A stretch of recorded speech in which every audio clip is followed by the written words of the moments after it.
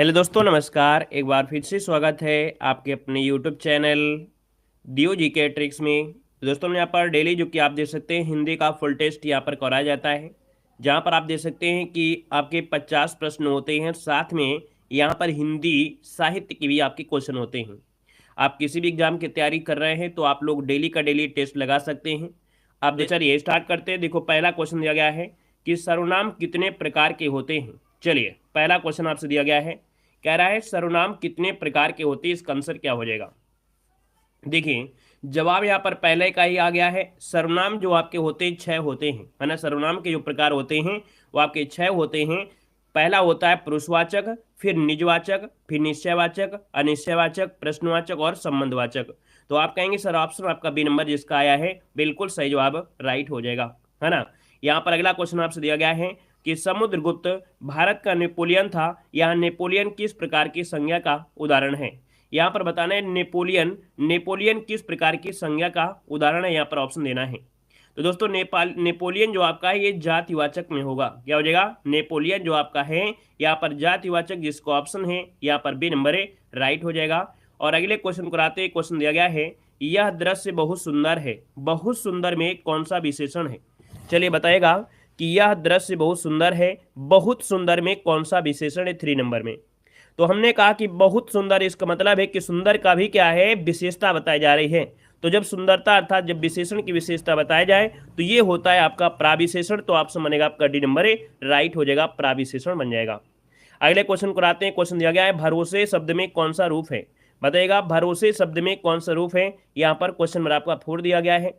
और भरोसे की अगर बात करते हैं तो भैया, जब भरोसा होता है तो किसी न किसी के प्रति होता है। जब किसी न किसी के प्रति होता है तो आप कहेंगे ये है संबंध बोधक आपका है ना। भरोसे शब्द में आपका संबंध बोधक बनेगा। ऑप्शन बनेगा आपका सी नंबर है राइट हो जाएगा। मतलब संबंध का ज्ञान कराने वाला जो आपका होता है ना, यहाँ पर ऑप्शन आपका सी हो जाएगा। अगले क्वेश्चन को आते हैं, आसमान का रंग नीला है। यहाँ पर विशेष से आपको बताना है कि यहाँ पर विशेष है क्या। और विशेष क्या होता है? या तो संज्ञा होती है या तो सर्वनाम होता है, जो कि उसके स्थान पर बोले लिखे जाते हैं। अब आप बताइएगा विशेष है तो आपका है क्या? चलिए, आसमान बिल्कुल सही जवाब आया है। याद रखिए, जो आसमान है ये आपका विशेष हो जाएगा। यहाँ पर दोस्तों जो आपका नीला है ये क्या हो जाएगा? विशेषण हो जाएगा। तो आपका जो ऑप्शन आया है बी नंबर बिल्कुल सही जवाब हो जाएगा। अगले क्वेश्चन को आते हैं। क्वेश्चन दिया गया है, निम्नलिखित में से कौन सा विराम चिन्ह का प्रकार नहीं है? विराम चिन्ह का प्रकार नहीं है। आपने पढ़ा है विराम चिन्ह में क्या? आपने पढ़ा निर्देशक। क्या पढ़े हैं? आपने निर्देशक पढ़ा है। आपका ऐसा ऐसे दास होता है। यहाँ पर लाघव भी पढ़े तो लाघव में आपका यहाँ पर होता है यहाँ पर उपदेशक, और आपका दिया है विवरण। आप कहेंगे सर ऑप्शन जो आपका सी नंबर है उपदेशक, ये आपका चिन्ह का विराम चिन्ह का कोई प्रकार नहीं है। तो ऑप्शन बनेगा आपका सी नंबर। अगले क्वेश्चन को आइएगा। क्वेश्चन दिया गया है, अब पढ़कर क्या होगा इस वाक्य में कौन सी क्रिया है? अब पढ़कर क्या होगा इस वाक्य में कौन सी क्रिया है? प्रेरणार्थक क्रिया है या संयुक्त क्रिया है? पूर्वकालिक है या द्विकर्मक क्रिया है? 7 का ऑप्शन क्या बनेगा? तो दोस्तों याद रखिए, अब पढ़कर क्या होगा, है ना। याद रखिए ये है आपकी पूर्वकालिक क्रिया है ना। क्या? अब पढ़कर क्या होगा, ये पूर्वकालिक क्रिया है। मतलब जब कर्ता एक क्रिया समाप्त कर लेता है और दूसरी क्रिया प्रारंभ कर लेता है तो पहली वाली क्रिया पूर्वकालिक क्रिया कहलाती है ना। तो यहाँ पर देखिए आपका जो आंसर होगा सी नंबर है राइट, क्या राइट हो जाएगा। अगले क्वेश्चन को बढ़ते हैं। क्वेश्चन दिया गया है कि प्रेम अनदेखी राहों की तरह ही आकर्षक होता है। वाक्य का काल पहचानना है कि जो प्रेम है वो अनदेखी राहों की तरह आकर्षक होता है। वाक्य का काल इनमें से क्या है? कौन सा आपका काल है? कह रहा है सामान्य वर्तमान काल। अपूर्ण, अपूर्ण तो होगा नहीं। आप कहेंगे सर ऑप्शन पहला ही बिल्कुल राइट हो जाएगा कि प्रेम अनदेखी राहों की तरह आकर्षक होता है। तो आपका सामान्य वर्तमान मतलब ऑप्शन आपका ये नंबर है यहाँ पर राइट हो जाएगा। ठीक है ना। जिसका भी ऑप्शन आया है नंबर बिल्कुल सही जवाब हो जाएगा। चलिए अगला क्वेश्चन बताइएगा। कह रहा है ऐसा लगा मानो बम फटा हो। वाक्य में कौन सा अव्यय है? यहाँ पर बताइए, ऐसा लगो मानो बम फटा हो, इसमें कौन सा अव्यय है? चारों ऑप्शन देखना है। स्वरूप बोधक है, संकेत बोधक है, उद्देश्य बोधक है या कारण बोधक है? चलिए, good evening good evening good evening. देखिए आपका जो आंसर आ रहा है 9 का ऑप्शन ये आ रहा है। कोई लोग बी भी दे रहे हैं। देखो यहाँ पर 9 का जो ऑप्शन बनेगा आपका ये हो जाएगा। मतलब कह रहा है ऐसा लगा मानो, मानो मतलब ये स्वरूप को बता रहा है, अर्थात ये स्वरूप बोधक है। तो ऑप्शन में बनेगा ए नंबर है, ये स्वरूप बोधक आपका हो जाएगा, याद रखिएगा। ठीक है ना। और यहाँ पर दोस्तों अगर ये शब्द होता कारण बोधक, है ना, तो वह क्यों भाग रहा है, मतलब कोई ना कोई ऐसा होता, ठीक है ना। संकेत में मोहन ने राधा को अंगूठी देखने का इशारा किया तो संकेत हो जाता। यहाँ पर आंसर आपका बनेगा ए नंबर। अगला क्वेश्चन दिया गया है कि कुर्सी पर मास्टर जी बैठे हैं, इस वाक्य में कुर्सी शब्द किस कारक में है। चलिए, कुर्सी पर मास्टर जी बैठे हैं, इस वाक्य में कुर्सी शब्द किस कारक में है। तो दोस्तों यहाँ पर देखिए कुर्सी पर, है ना, कुर्सी पर में मैं पर अधिकरण में पैर, अर्थात आपका जवाब डी हो जाएगा। अधिकरण जिसको ऑप्शन आया है बिल्कुल सही जवाब यहाँ पर आ रहा है। अगला बताइएगा कि ठठेरा शब्द का लिंग परिवर्तन कीजिएगा। क्वेश्चन नंबर 11 दिया है, ठठेरा शब्द का लिंग परिवर्तन करना है, जल्दी से बताइए। चलिए, क्वेश्चन नंबर 11 और जवाब यहाँ पर आने शुरू हो गए हैं। ठठेरी नारा है, और ठठेरिन की अगर बात करते हैं तो यहाँ पर ठठेरिन जो ऑप्शन लिखा जाएगा वो आपका ए नंबर है, बिल्कुल सही जवाब लिखा जाएगा। आपका जवाब हो जाएगा ए नंबर। अगला है सदैव एक वचन में प्रयुक्त होने वाला शब्द कौन सा है। क्वेश्चन नंबर आपका 12 है, जवाब देना है कि सदैव एक वचन में प्रयुक्त होने वाला यहाँ पर शब्द कौन है। पौधा, पुस्तक, सहायता या लड़का। तो दोस्तों यहाँ पर 12 नंबर का ऑप्शन क्या हो जाएगा। चलिए सी नंबर है। यहाँ पर याद रखिए जो सहायता शब्द है, सहायता, ये सदैव एक वचन में ही प्रयुक्त होता है, ठीक है, सदैव एक वचन में ही प्रयुक्त होने वाला आपका शब्द है। दोस्तों याद रखिएगा यहाँ पर अगले क्वेश्चन को, क्वेश्चन आपसे दिया गया है सकल और सकल का अर्थ इनमें से क्या हो जाएगा। आप कहेंगे सर ये सकल क्या और ये सकल का आपका है क्या। तो दोस्तों याद रखिए सकल मतलब होता है क्या, यहाँ पर संपूर्ण होता है, और ये सकल मतलब होता है अंश होता है। तो इसका जो ऑप्शन सही हो जाएगा वो आपका सी वाला संपूर्ण और अंश, बिल्कुल सही जवाब यहाँ पर राइट हो जाएगा। अगले क्वेश्चन को बढ़ते हैं। क्वेश्चन आपसे दिया गया है, यहाँ पर दिया है whether they did a prize worthy का हिंदी अनुवाद जो होता है इनमें से क्या होगा। यहाँ पर इसका हिंदी अनुवाद पूछा गया है, और इसका हिंदी अनुवाद होता है उन्होंने जो कुछ किया वह प्रशंसनीय था। यहाँ पर 14 नंबर का जो ऑप्शन बनेगा वो सी हो जाएगा कि उन्होंने जो कुछ किया वो प्रशंसनीय था। इसका राइट आंसर बनेगा आपका सी नंबर। अगला है निम्नलिखित में से नासिक व्यंजन कौन सा है। आपने हिंदी की बेसिक वाली क्लास नहीं देखा है तो आप लोग जरूर यहाँ पर पढ़िएगा, है ना, बेसिक की क्लासें भी स्टार्ट की गई, थ्योरी भी आपकी है। तो यहाँ पर देखिए आपका नासिक व्यंजन जो होते हैं वो कौन होते हैं। आप कहेंगे कि जो नासिक व्यंजन होते हैं इनको हम बोलते हैं पंचमाक्षर, है ना। तो आप पंचमाक्षर जो आपका आएगा इनमें से क्या बनेगा, बी नंबर जो आपका अंक दिया गया है ये क्या है, आपका नासिक व्यंजन है, ठीक है ना। और यहाँ पर अगला क्वेश्चन दिया गया है कि एक की वर्तनी अशुद्ध दी गई है, अशुद्ध वर्तनी की पहचान करना है। क्वेश्चन नंबर आपका 16 है, और अशुद्ध वर्तनी में कह रहा है देखो शुश्रूषा। आप कहेंगे जो शुश्रूषा ये वाला बिल्कुल सही है, तो इसका मतलब ऑप्शन बी वाला आपका गलत हो जाएगा। वेशभूषा सही है और मनीषा भी आपका सही दिया गया है। अगले क्वेश्चन को आते हैं। क्वेश्चन आपसे दिया गया है समानार्थी शब्द का चयन करना है। यहाँ पर समानार्थी जो कि दिया है संविदा। अब संविदा का समानार्थी क्या हो सकता है, चलिए भाई बताइएगा कि संविदा का जो समानार्थी हो सकता है इनमें से वो क्या हो सकता है। यहाँ पर 17 नंबर का ऑप्शन लॉक करना है, और 17 की अगर बात करते हैं तो बोलते हैं संविदा में अर्थात ठेके में। तो आपका जो आंसर बनेगा यहाँ पर ठेका, जो कि ऑप्शन बनेगा यहाँ पर सी नंबर राइट हो जाएगा। अगला क्वेश्चन दिया गया है चौकी का तत्सम क्या होता है। चलिए क्वेश्चन नंबर 18 बताइएगा। चलिए यहाँ पर बताइएगा चौकी का जो तत्सम होता है इनमें से क्या हो जाएगा। चौकी का तत्सम क्वेश्चन नंबर 18 चतुष्पादिका, बिल्कुल सही है। जिसका भी जवाब आया है यहाँ पर चतुष्पादिका मतलब जो 18 का ऑप्शन सी आ रहा है बिल्कुल सही हो जाएगा। चतुष्पादिका आपका जवाब राइट हो जाएगा। अगले क्वेश्चन को आते हैं। क्वेश्चन दिया गया है घोटक का सही तद्भव रूप क्या होता है। घोटक का सही तद्भव रूप क्या होता है, घोटक क्या होता है। चलिए जवाब दीजिएगा 19 नंबर में। और 19 की अगर बात करते हैं तो घोटक मतलब होता है घोड़ा, है ना। घोटक का जो तद्भव होता है वो घोड़ा होता है, मतलब ऑप्शन आपका आएगा यहाँ पर आपका बी नंबर हो जाएगा। नेक्स्ट क्वेश्चन बताएगा कि जल कामा प्राण कामा पुत्र किस शब्द के अनेकार्थी हैं। जल कामा प्राण कामा पुत्र किस शब्द के अनेकार्थी हैं। क्वेश्चन नंबर 20 यहाँ पर लॉक किया जाए।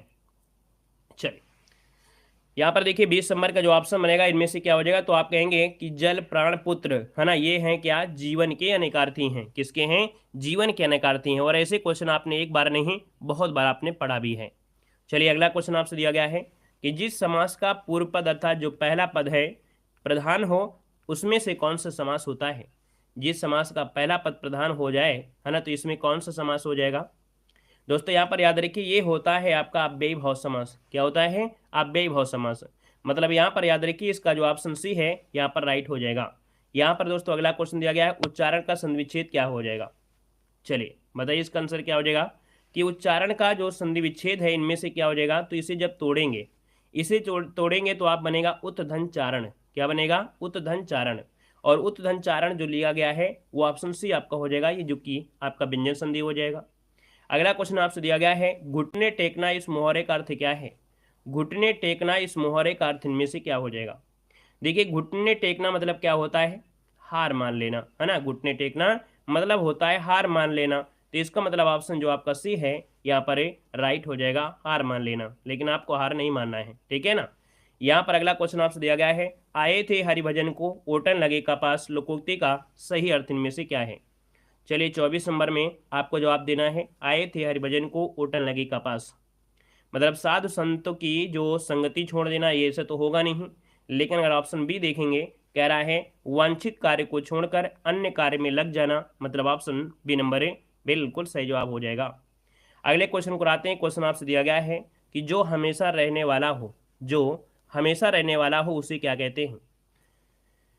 चलिए जो हमेशा रहने वाला हो उसे क्या कहते हैं, शाश्वत कहते हैं या अनवरत कहते हैं।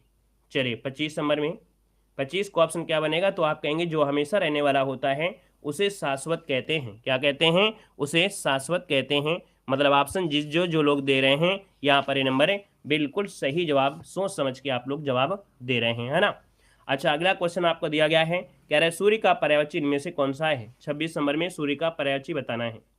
अब यहाँ पर दिया गया है भास्वर दिया है, तो भास्वर नहीं होता, भास्कर जरूर हो जाएगा, है ना। यहाँ पर देखो दिया गया मार्तंड, जो कि ऑप्शन आपका सही जवाब हो जाएगा बी नंबर। याद रखिए सूर्य के पर्यायवाची में यहाँ पर आपका आदित्य है, दिवाकर है, प्रभाकर है, दिनकर है, भास्कर है ना, तरण भी होता है। तो ऑप्शन यहाँ पर बी नंबर है, आप लॉक कर देंगे। अगले क्वेश्चन को बढ़ते हैं। क्वेश्चन आपसे दिया गया है, नीचे दिए गए वाक्यों में से कौन सा वाक्य त्रुटिहीन है। कौन सा वाक्य त्रुटिहीन है, क्वेश्चन नंबर आपका 27 है। मेरे घर के पास एक पान की दुकान, एक पान की दुकान, एक पानों की दुकान। मेरे घर के पास पान की एक दुकान। अब कहेंगे सर पान की एक दुकान होती है, एक पान की दुकान नहीं होती है। तो इसका मतलब ऑप्शन जो आपका आएगा वो डी नंबर है, यहाँ पर राइट हो जाएगा, है ना। यहाँ पर देखिए, अब यहाँ पर इस क्लास में देखिए बहुत लोग फास्ट तरीके से जवाब दे दिए, बहुत लोगों ने धीमे जवाब दिया। इसका मतलब है जो डेली यहाँ पर क्लास लेते हैं तो ऐसे क्वेश्चन उनके लिए चूरन जैसे हैं, बिल्कुल चूरन जैसे। अगला क्वेश्चन आपसे दिया गया है, निम्नलिखित शब्द में प्रयुक्त प्रत्यय के लिए सही विकल्प आपको चुनना है। यहाँ पर देखो दिया गया मच्छरदानी, और मच्छरदानी में जो प्रत्यय है वो आपका क्या होगा। तो मच्छरदानी इसका मतलब है कि प्रत्यय जो छुपा होगा कहीं ना कहीं शब्द के बाद में जुड़ा होगा। अब शब्द के बाद में जुड़ा होगा तो आप कहेंगे सर मच्छर और यहाँ पर दानी, तो मच्छर और दानी इसमें से ऑप्शन आपका आएगा डी नंबर, दानी जिसका ऑप्शन आया है आपका जवाब बिल्कुल सही हो जाएगा। अगले क्वेश्चन को और बढ़ते हैं। क्वेश्चन दिया गया है, निम्नलिखित में से शब्द दिया गया है, प्रयुक्त सही उपसर्ग का चयन करना है। उत्कर्ण दिया गया, उत्कर्ण। अब देखिए उत्कर्ण को अगर हम तोड़ते हैं तो इसमें जो उपसर्ग निकलेगा क्या निकलेगा। देखिए इसे जब तोड़ा जाएगा, है ना, इसे जब तोड़ेंगे तो आप कहेंगे सर उत का प्रयोग हुआ है ना, उत्कर्ण, उत्धन कर्ण। इसका मतलब है जो उत जो ऑप्शन है ए नंबर वाला बिल्कुल सही जवाब यहाँ पर राइट हो जाएगा। अगला दिया गया है, निम्नलिखित में से मिश्र वाक्य आपको बताना है। मिश्र वाक्य पूछा गया है, और मिश्र वाक्य की बात करते हैं तो यहाँ पर आपका होगा क्या। मिश्र वाक्य में कह रहे मेरे आते ही वर्षा होने लगी, ऐसा कुछ तो आपका है नहीं है। उसके जाने के बाद वर्षा होने लगी, इसमें भी कुछ नहीं है। वह घर से निकला और वर्षा होने लगी, तो ये आपका जो होगा संयुक्त होगा, क्योंकि जो और होता है वो आपके संयुक्त में होता है। ज्यों ही शब्द आपका आ गया, ज्यों ही घर से निकला त्यों वर्षा होने लगी, तो यहाँ पर जो आंसर आपका डी वाला आ रहा है बिल्कुल सही जवाब यहाँ पर राइट हो जाएगा। ठीक है ना, क्लियर है। चलिए यहाँ पर देखिए अगला क्वेश्चन आपसे कह रहा है नीचे शब्दों का सही विलोम आपको चुनना है। देखो यहाँ पर आपसे कह रहा है परोक्ष, है ना, क्या कह रहा है, परोक्ष कह रहा है। परोक्ष मतलब होता है जो दिखाई ना दे, है ना। तो आप कहेंगे सर इसका जो आंसर राइट हो जाएगा विलोम शब्द में वो हो जाएगा प्रत्यक्ष, जो आपके सामने है उसे बोलते हैं प्रत्यक्ष। अगला दिया गया उत्कृष्ट, और उत्कृष्ट का जो विलोम शब्द होगा क्या हो जाएगा, उत्कृष्ट का क्या हो जाएगा, तो आप कहेंगे उत्कृष्ट का होता है निकृष्ट। क्या होता है यहाँ पर निकृष्ट होता है, याद रखिएगा, ठीक है ना।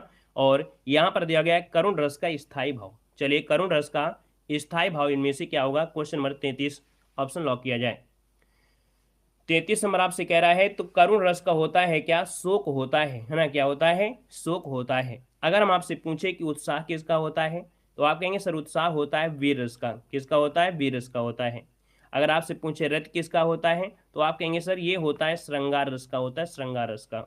यहाँ पर हास्य रस होता है आपके, तो हास्य रस यहाँ पर हास हो जाएगा, ठीक है ना। अगला बताइएगा कि आँखियाँ हरि दर्शन की भूखी, कैसे रहें रूप रस साँची, एबतियाँ सुन सुखी, है ना रूखी। इसमें रस पूछा गया है, तो कह रहा है आँखियाँ हरि दर्शन को भूखी, है ना, मतलब आपके इंतजार में आँखियाँ पूरी तरीके से यहाँ पर क्या है, नजर गड़ाए बैठी हैं। तो यहाँ पर आप कहेंगे सर 34 नंबर में जो ऑप्शन होगा वो होगा वियोग श्रृंगार, क्या है, वियोग श्रृंगार, ऑप्शन आपका ये राइट हो जाएगा, ठीक है। अगले क्वेश्चन को आते हैं। क्वेश्चन आपसे दिया गया है कि किस छंद का प्रथम व अंतिम शब्द एक सा होता है। ऐसा आपको छंद पढ़ने को मिला होगा जिसका पहला और अंतिम जो आपका शब्द होता है वो बिल्कुल सेम टू सेम होता है। तो यहाँ पर देखिए 35 नंबर का जो ऑप्शन है वो आपका बनेगा ए नंबर, ये होता है कुंडलियाँ। कुंडलियाँ जो आपकी होती हैं 6 चरणों में होती है और पहला वर्ड और अंतिम वर्ड जो होता है वो बिल्कुल सेम होता है ना। अगला क्वेश्चन आपका आ गया है, क्वेश्चन दिया गया अलंकार का शाब्दिक अर्थ क्या होता है। चलिए अलंकार का जो शाब्दिक अर्थ होता है यहाँ पर क्या हो जाएगा, चलिए जल्दी से बताइएगा अलंकार का शाब्दिक अर्थ। यहाँ पर अलंकार का शाब्दिक अर्थ लगभग सभी का जवाब है। अलंकार का शाब्दिक अर्थ होता है आभूषण, क्या होता है, आभूषण होता है, मतलब ऑप्शन आपका हो जाएगा यहाँ पर सी नंबर। अगला क्वेश्चन दिया गया है 3 बेर खाती थी वे 3 बेर खाती है में अलंकार पूछा गया है। अब ये जो अलंकार होगा इनमें से क्या होगा, चलिए यहाँ पर देखिए आपका जो आंसर है यहाँ पर राइट क्या हो सकता है। यहाँ पर 37 नंबर में देखिएगा कह रहा है आपसे क्या, 3 बेर दिया है और 3 बेर दिया है। जब शब्द एक जैसे आपको दिए हों और दोनों के ही अलग अलग अर्थ निकल रहे हों तो यहाँ पर आप कहेंगे सर इसका जवाब सी हो जाएगा यमक अलंकार, है ना, क्या हो जाएगा, यमक अलंकार आपका आंसर राइट हो जाएगा। अगला क्वेश्चन आपका दिया गया है ताजमहल, है ना, का अद्भुत नमूना है। अब यहाँ पर देखो जो ताजमहल है ना, ये जो ताजमहल है तो ये है क्या, कौन सी शैली है। आप कहेंगे सर जो ताजमहल है ये है स्थापत्य कला, है ना, इनको हम बोलेंगे कि जो स्थापत्य कला भरेंगे तो ये ताजमहल स्थापत्य कला का अद्भुत नमूना है, ये विकल्प में ऑप्शन राइट हो जाएगा। अगला आपसे यहाँ पर कह रहा है कि दिए गए विकल्पों में से कृपण का विलोम क्या होता है। देखिए दिया गया कृपण और कृपण का विलोम पूछा गया है 39 नंबर में। तो कृपण का होता क्या है, उदार होता है, क्या होता है, उदार होता है। उदार कहाँ पर है, ऑप्शन यहाँ पर आपका सी नंबर राइट हो जाएगा दोस्तों, याद रखिएगा, ठीक है ना। अच्छा अगला बताइएगा, कह रहा है दिए गए विकल्पों में से अंगना शब्द का समानार्थी कौन सा है।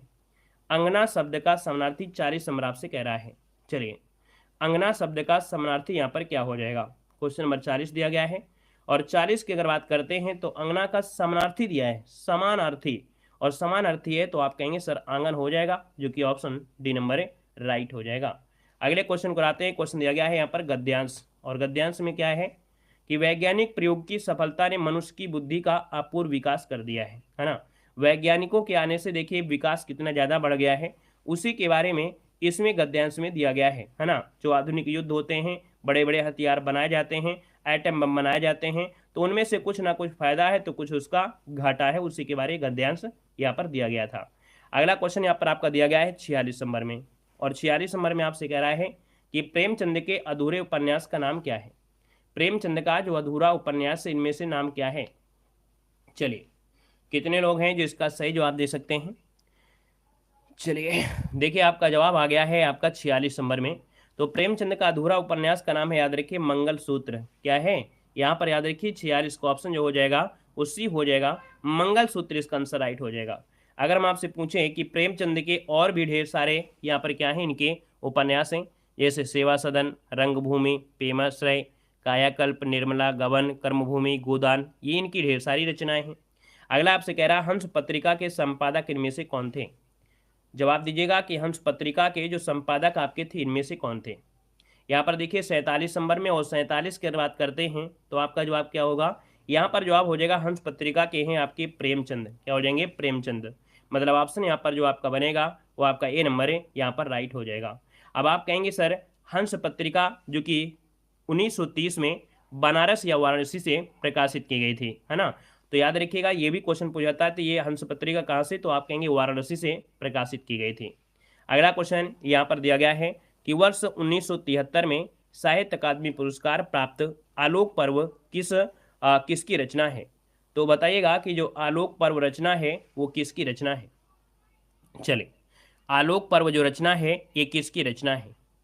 यहाँ पर याद रखिए ऑप्शन बनेगा आपका ए नंबर हजारी प्रसाद द्विवेदी। क्या हो जाएगा, हजारी प्रसाद द्विवेदी के द्वारा लिखा गया ये निबंध संग्रह है ना। तो यहाँ पर याद रखिए इसका जो ऑप्शन बनेगा वो आपका ये हो जाएगा। वहीं पर दोस्तों कभी कभी क्वेश्चन ये होता है भवानी प्रसाद मिश्र से। तो भवानी प्रसाद मिश्र को 1992 में 1972 में बुनी हुई रस्सी, आपने पढ़ा होगा बुनी हुई रस्सी के लिए है ना, जो कि कविता संग्रह है, इनके लिए एक पुरस्कार इनको दिया गया था। ठीक है ना। और अगला क्वेश्चन यहाँ पर दिया गया है, निम्नलिखित में से राष्ट्र कवि कहलाते हैं। राष्ट्र कवि किसे कहते हैं। राष्ट्र कवि जो कहा गया है वो किसे कहा गया है, यहाँ पर जवाब दीजिएगा। आप कहेंगे सर राष्ट्र कवि कहा गया है आपके मैथिली शरणगुप्त को। किसे कहा गया है, मैथिली शरणगुप्त को कहा गया है ना। इनकी जो एक रचना है वो सबसे महत्वपूर्ण रचना है वो साकेत है। कौन सी है, साकेत जो रचना है, इनकी सबसे महत्वपूर्ण रचना आपकी है साकेत, जो कि बहुत बार पूछा गया है। अगले क्वेश्चन को आते हैं। क्वेश्चन दिया गया है प्रेम सागर किसकी रचना है। चलिए 50 नंबर है, 50 नंबर की बात करते हैं तो ऑप्शन क्या बनेगा। चलिए प्रेम सागर किसकी रचना है, फटाफट जवाब दीजिए भाई। चलिए तो यहाँ पर प्रेम सागर आ गया है लल्लू लाल, है ना। क्या हो जाएगा, लल्लू लाल, जो कि ऑप्शन बनेगा आपका ए नंबर है, यहाँ पर राइट हो जाएगा। ऑप्शन बनेगा आपका ए नंबर हो जाएगा। ठीक है ना। अब यहाँ पर क्वेश्चन जैसे कि हम डेली आपको बताते हैं कि एक मॉडल पेपर के साथ साथ कुछ आपके हिंदी साहित्य के भी क्वेश्चन आपके होते हैं। यहाँ पर देखिए क्वेश्चन नंबर आपका यहाँ पर जो आपका है 11, है ना। यहाँ पर दिया गया प्रथम विश्व हिंदी सम्मेलन जो हुआ था ये कब और कहाँ पर हुआ था। चलिए बताइए जल्दी से। जी भैया हम लाइव तो अब डेली क्लासेस आपकी हो रही हैं, है ना। चलिए यहाँ पर जवाब दीजिए, इसका आंसर राइट क्या हो सकता है।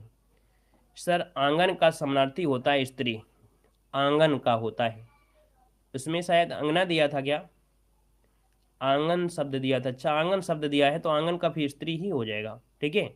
चलिए देखो यहाँ पर आपका क्वेश्चन नंबर आपका 11 दिया गया है कि प्रथम विश्व हिंदी सम्मेलन में आयोजित किया गया था। यहाँ पर देखा जाए तो प्रथम विश्व हिंदी सम्मेलन जो आपका आया था यहाँ पर क्या हो जाएगा।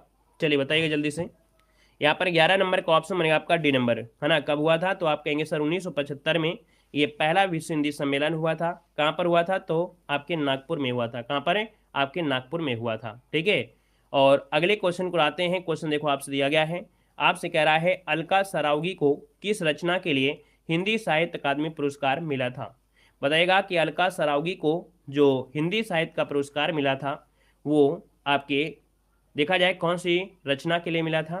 तो दोस्तों याद रखिए आपका जवाब इनमें से क्या होगा। 12 नंबर में ऑप्शन डी यारों के यार। ठीक है। अलका सरावगी को याद रखिए हिंदी साहित्य का अकादमी पुरस्कार दिया गया, यारों का यार, जो कि ऑप्शन है यहाँ पर डी नंबर राइट हो जाएगा। अगले क्वेश्चन को आते हैं। क्वेश्चन आपसे दिया गया है और कह रहा है कि सन 1973 में साहित्य अकादमी पुरस्कार प्राप्त आलोक पर्व किसकी रचना है। आलोक पर्व जो रचना है वो आपकी किसकी रचना है। चलिए बताइए जल्दी से। यहाँ पर दिया गया है आलोक पर्व जो रचना है वो आपकी किसकी है।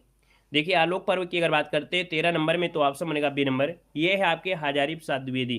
क्या हो जाएगा, हजारी प्रसाद द्विवेदी। यहाँ पर जो ऑप्शन है यहाँ पर ये नंबर राइट हो जाएगा। ठीक है ना। यहाँ पर अगले क्वेश्चन को आते हैं। क्वेश्चन दिया गया है, कौन सा क्वेश्चन गड़बड़ है क्या, क्यों भाई।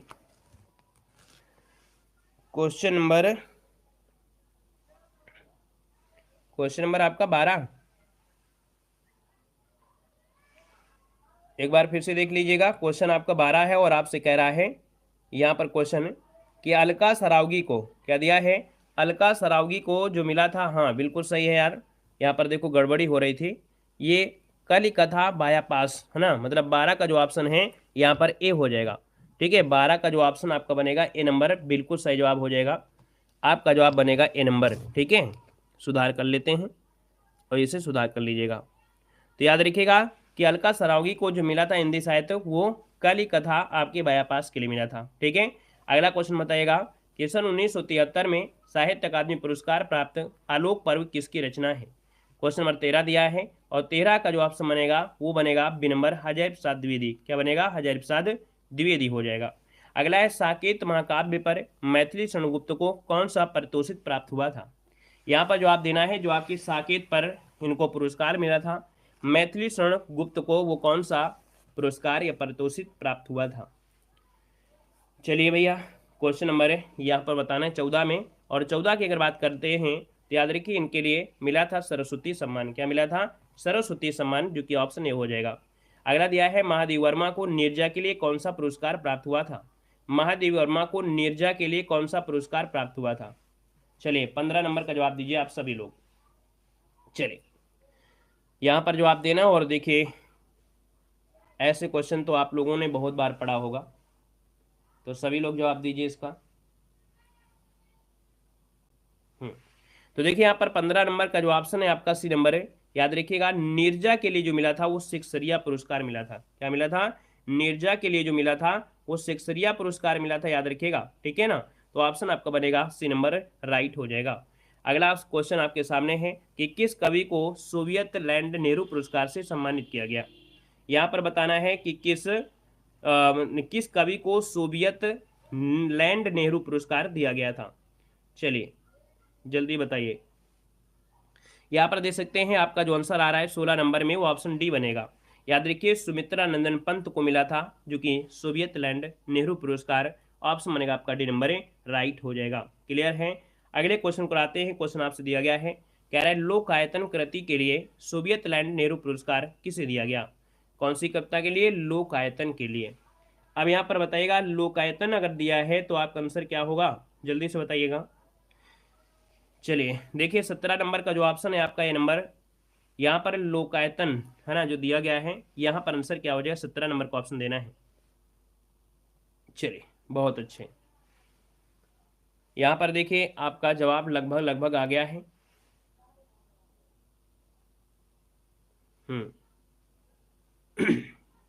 चलिए सुमित्रा नंदन पंत बिल्कुल सही है। याद रखिए ऑप्शन डी हो जाएगा कि लोक आयतन के लिए जो पुरस्कार मिला था है ना, सुमित्रा नंदन पंत को मिला था, जो कि ऑप्शन बनेगा यहाँ पर डी नंबर, राइट हो जाएगा। क्या बन जाएगा? डी नंबर, राइट हो जाएगा। क्लियर है। अगले क्वेश्चन को आते हैं। क्वेश्चन दिया गया है कि अज्ञे जी को किस कृति पर भारतीय ज्ञानपीठ पुरस्कार मिला था। अज्ञे जी को किस कृति पर भारतीय ज्ञानपीठ पुरस्कार मिला। क्वेश्चन नंबर 18 दिया है, और 18 की अगर बात करते हैं तो ऑप्शन में से क्या हो जाएगा। चलिए भाई